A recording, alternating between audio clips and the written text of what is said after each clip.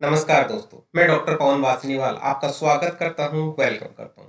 दोस्तों, यदि आपके खांसी से रिलेटेड बार-बार प्रॉब्लम होती हो, मतलब बार-बार खांसी आती हो, सांस लेने में टाइम पे आपको आवाज़ आती हो, सीटी बज रही हो, छाती में भारीपन हो रहा हो, सांस बार-बार फूलती हो, गले में ऐसा लग रहा हो कोई चौक हो गया हो, बस ऐसे लग रहा हो बेचैनी आ रही हो, नाड़ी बहुत तेज चल रही हो या यूँ कहूँगा धड़कन बहुत ज़्यादा तेज चल रही हो, तो आपको अस्थमा हो सकता है। दोस्तों, ये सारे के सारे लक्षण अस्थमा के हैं। एक अस्थमा किस तरीके का हो सकता है दोस्तों, बहुत तरीके का अस्थमा होता है, जिसे नॉन एलर्जिक अस्थमा होता है, जिसमें किसी टेंशन की वजह से अस्थमा हो जाता है। पेरिनियल अस्थमा होता है, जिसमें क्या होता है, सर्दी जुकाम की वजह से अस्थमा हो जाता है। सीजनल अस्थमा मतलब किसी पर्टिकुलर सीजन की वजह से आपको अस्थमा हो रहा हो। एलर्जिक अस्थमा मतलब किसी पर्टिकुलर परागकण या धूल या किसी वजह से एलर्जी की वजह से अस्थमा हो रहा हो। ऑक्यूपेशनल अस्थमा का मतलब ये होता है दोस्तों, किसी पर्टिकुलर आप कंपनी में काम करते हो, वहाँ की एक जो गंध होती है, उस गंध की वजह से आपको अस्थमा हो गया हो। कहने का मतलब अस्थमा में क्या होता है, आपकी जो श्वास नली होती है उसमें थोड़ी रुकावट आने लग जाती है, मतलब वो सिकुड़ जाती है। सिकुड़ने की वजह से सांस प्रॉपर नहीं आता, जिसकी वजह से आपको ये सारी प्रॉब्लम होने लग जाती है। दोस्तों, आपको अस्थमा नहीं हो उसके लिए आपको क्या करना चाहिए? आपको बारिश या धूल से आपको बचना चाहिए, अधिक ठंड या नमी वाली जगह से आपको बचना चाहिए। जब भी आप बाहर जाएँ आपको मास्क लगा के जाना चाहिए। खुशबूदार इत्र से आपको बचना चाहिए क्योंकि ये एलर्जी प्रोड्यूस कर सकता है। कीटनाशक स्प्रे या कोई सा भी स्प्रे होता है उससे आपको दूर रहना चाहिए। धूम्रपान यदि आप करते हैं या कोई आपके घर फैमिली में करता है तो आपको उससे दूर रहना चाहिए। कहीं पेंटिंग हो रही है या पेंट हो रहा है घर में तो आपको वहाँ से दूर होना चाहिए। और जनरली कई लोगों को अगरबत्ती की गंध से भी आप प्रॉब्लम होती है, तो उससे भी आपको दूर होना चाहिए। इस तरह से ये मैंने आपको चीज़ें बताई है। यदि आप अस्थमा से पेशेंट हैं तो दोस्तों आप इन सभी चीज़ों से आपको बचना चाहिए। दोस्तों, अस्थमा के घरेलू उपाय कौन से हैं? मैं ऐसे उपाय बताने वाला हूँ जो आयुर्वेद में बहुत प्रचलित है और घरेलू नुस्खे हैं। ये नुस्खे अपनाने से दोस्तों आपको अस्थमा होगा नहीं, यदि है तो आपका अस्थमा जड़ से खत्म हो जाएगा। तो मेरी बात आप ध्यान से सुनिएगा। मैं आगे बढ़ने से पहले जरूर बोलूंगा, यदि आपने चैनल को सब्सक्राइब नहीं किया हुआ है, चैनल को सब्सक्राइब करें और बेल आइकन को इनेबल कर लें, ताकि जब भी मैं नया वीडियो अपलोड करूं आपको इमीडिएटली अलर्ट मिल जाए। अपने दोस्तों को, अपने फ्रेंड सर्किल को, अपने फैमिली मेंबर को भी इस चैनल के बारे में बताएं, ताकि वो भी इस तरह की जानकारी का लाभ ले सकें। दोस्तों, सबसे पहले कहूंगा, लहसुन अस्थमा में बहुत फायदेमंद होता है। लहसुन को दूध में उबाल के आपको खाना है और रोजाना दिन में एक बार जरूर खाएं। यदि आपको अस्थमा है तो अस्थमा खत्म हो जाएगा, और यदि आप रेगुलर खाते हैं तो अस्थमा आपको नहीं होगा। इसी सीरीज में मैं आगे बात करूंगा, आपको अंजीर खाना चाहिए। अंजीर का सेवन बहुत लाभदायक होता है।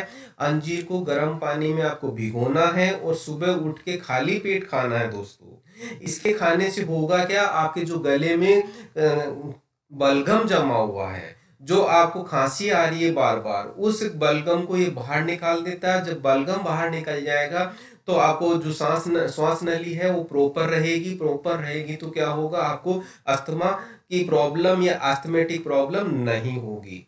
इसी सीरीज में कहूंगा दोस्तों, अजवाइन बहुत लाभदायक होता है। अजवाइन को गर्म पानी में डालें और उसकी आप भाप लेंगे तो आपकी जो श्वास नली में जो रुकावट पैदा हुई हुई है वो दूर हो जाएगी। मतलब ये अजवाइन ब्रोंको डायलेटर की तरह काम करता है, आपकी ब्रोंकस को क्या डायलेट करता है, जिसकी वजह से अस्थमा अटैक कम हो जाता है। मेथी का सेवन बहुत लाभदायक होता है। कैसे? मेथी को आप पानी में उबालें और उसमें आप क्या करें, अदरक का रस डालें थोड़ा, और अदरक का रस डालने के बाद में शहद डाल के उसको दिन में कम से कम आपको एक बार जरूर पिए। ये रेगुलर सेवन करने से आपका पुराने से पुराना अस्थमा बहुत लाभदायक करेगा और आपको अस्थमेटिक अटैक नहीं आएगा।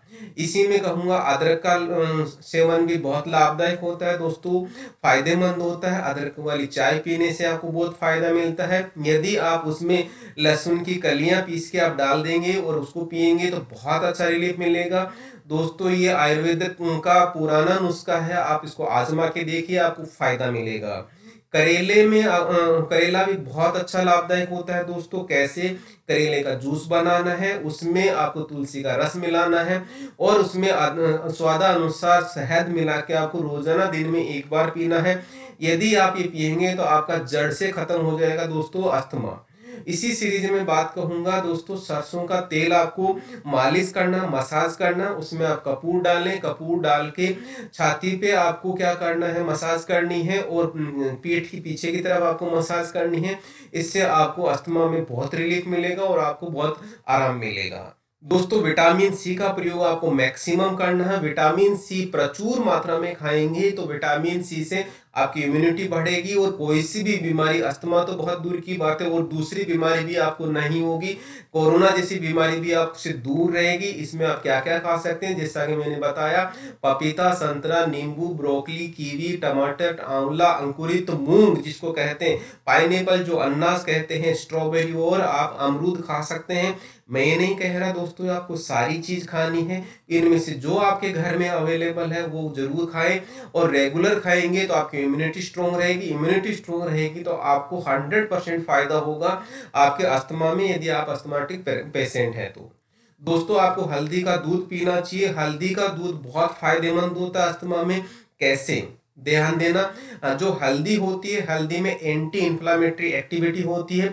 आप अस्थमा की वजह से बार बार खांसते हैं, गला में सूजन आ जाता है, सूजन की वजह से आपको क्या होता है, बार बार अस्थमेटिक अटैक आता है। तो ध्यान देना, ये हल्दी वाला दूध रेगुलर पिएंगे तो सूजन कम हो जाएगी, इन्फ्लामेशन कम हो जाएगा, जिसकी वजह से आपको बहुत रिलीफ मिलेगा। आप आजमा के देखें, आपको बहुत फायदा होगा। दोस्तों शहद अस्थमा के लिए बहुत लाभदायक होता है। कैसे? आप हल्दी के साथ में इसको मिलाएं, मिक्स करें और इसके पेस्ट बना के आप इसको दिन में 2 बार खाएंगे तो बहुत अच्छा लाभ मिलेगा। दूसरे तरीके से आप इलायची, खजूर, किशमिश को बराबर मात्रा में पीस लें और उसमें शहद मिला के दिन में 1 बार खाएंगे तो बहुत लाभदायक होगा दोस्तों। आपका पुराने सा पुराना अस्थमा आपको खत्म हो जाएगा 100%। इसी में लेवेंडर का जो तेल होता है बहुत लाभदायक होता है दोस्तों। पानी में लेवेंडर के तेल को डालें और उसकी भाप लें। ये एलर्जिक अस्थमा की से जो प्रॉब्लम होती है उसमें बहुत लाभदायक होता है, बहुत गुणकारी होता है। आप इसको नुस्खे को अपना सकते हैं दोस्तों तेज पत्ता अस्थमा में बहुत आराम दिलाता है। तेज पत्ते के साथ में आपको पीपल के पत्ते लेने हैं और दोनों को आपको पीसना है, ग्राइंड करना है। ग्राइंड करने के बाद में इसको आपको पाउडर बन जाएगा। पाउडर में आपको क्या करना है, मुरब्बे की चाशनी मिला के आपको दिन में 1 बार जरूर खाएं। यदि आप ये रेगुलर खाते हैं तो आपका पुराने से पुराना अस्थमा जड़ से खत्म हो जाएगा दोस्तों। ये उसी सीरीज में आगे मैं बात करूंगा। तुलसी अस्थमा में बहुत लाभदायक है। तुलसी वाला काढ़ा बनाएं। तुलसी वाले काढ़े के लिए आपको सौंठ डालना है, जीरा, तुलसी, सेंधा नमक और उसमें हींग डालना है। बॉईल करना है, बॉईल करके छानना है। दिन में आपको 1 बार जरूर पिए, आपको 100% फायदा होगा दोस्तों। बहुत अच्छा ये काढ़ा होता है जो आपको अस्थमा में फायदा करता है। अस्थमा की समस्या में आंवला भी बहुत लाभदायक होता है। हालांकि मैंने आपको विटामिन सी का सोर्स बताया था। इसके पाउडर को आप दिन में 1 बार फाकी ले सकते हैं, मतलब पानी के साथ ले सकते हैं, या आंवले की कैंडी खा सकते हैं। आंवला विटामिन सी का प्रचुर मात्रा में मिलता है और जिससे आपकी इम्यूनिटी भी बढ़ेगी और अस्थमा में भी बहुत लाभदायक होगा। इसी तरह से दोस्तों सहजन और कॉफी भी अस्थमा में बहुत लाभदायक होती है। सहजन की आप सब्जी रेगुलर तौर पे खा सकते हैं। सहजन की सब्जी आप रेगुलर खाएंगे तो अस्थमा नहीं होगा, और यदि अस्थमा हो गया तो आप कॉफी पिएंगे तो आपको बहुत रिलीफ होगा। क्योंकि कॉफी में कैफीन होता है। कैफीन ब्रोंकोडायलेटर की तरह काम करता है। ब्रोंकोडायलेटर की तरह काम होगा, मतलब आपकी जो ब्रोंकस है वो ब्रोंकस क्या होगी, डायलेट हो जाएगी और आपको अस्थमा में बहुत अच्छा रिलीफ मिलेगा। इसी तरह से दोस्तों ये जानकारी आपको कैसी लगी कमेंट सेक्शन में जरूर बताएं। आपको और कौन सी जानकारी चाहिए वो भी आप कमेंट सेक्शन में बता सकते हैं। मैं कोशिश करूंगा आपकी पूरी उम्मीदों पे खरा उतरूं दोस्तों। इसी साथ में मैं आपको जरूर बोलूंगा, कोई भी दवाई लेने से पहले आप डॉक्टर की सलाह जरूर लें, और जो दवाई डॉक्टर ने लिखी है, प्रेस्क्राइब की है, आपको फार्मासिस्ट से ही दवाई लेनी है। फार्मासिस्ट आपको प्रॉपर गाइडेंस देगा, प्रॉपर गाइडेंस मिलेगा तो कोई भी आपके साथ अनहोनी नहीं होगी, आप प्रॉपर दवाई लेंगे दोस्तों। इसी के साथ मैं जरूर बोलूंगा, चैनल को सब्सक्राइब अभी भी नहीं किया तो चैनल को सब्सक्राइब कर लें, बेल आइकन को इनेबल कर लें।